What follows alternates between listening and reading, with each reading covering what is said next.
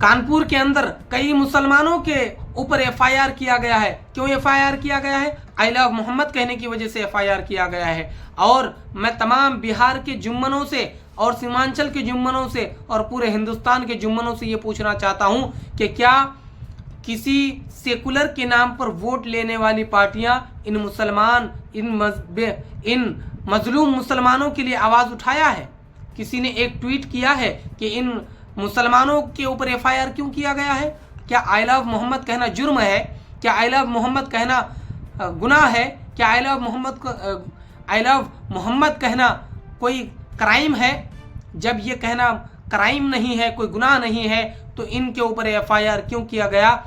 क्या कोई पार्टियां सेकुलर के नाम पर जितने भी पार्टियां हैं, क्या किसी ने आवाज़ उठाई इनके लिए? इन मजलूम मुसलमानों के लिए किसने आवाज़ उठाई?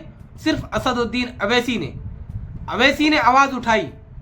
लेकिन ये जुम्मन मुसलमान, ये चाटुकार मुसलमान, ये तलवे चाटने आरजेडी और जेडीयू के बीजेपी के तलवे चाटने वाले इंसान ये कह रहे हैं कि मुसलमान अवैसी साहब जो है बीजेपी का बी टीम है। उनको ये दिखाई दे रहा है, लेकिन इनको ये दिखाई नहीं दे रहा है कि आई लव मोहम्मद कहने पर एफआईआर किया जा रहा है मुसलमानों पर।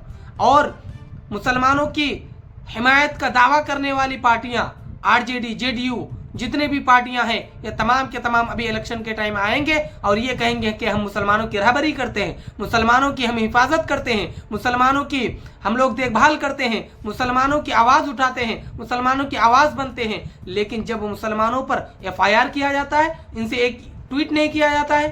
तो मैं तमाम मुसलमानों से कहना चाहूँगा कि आप आंखें खोलिए, आप अपने आंखों से पर्दा हटाइए और आप अपना ये जो चश्मा लगा करके बैठे हुए हैं कि ये बीजेपी की बी टीम है या सी टीम है या कोई सी भी टीम है, इसी सी टीम को ही वोट दीजिए।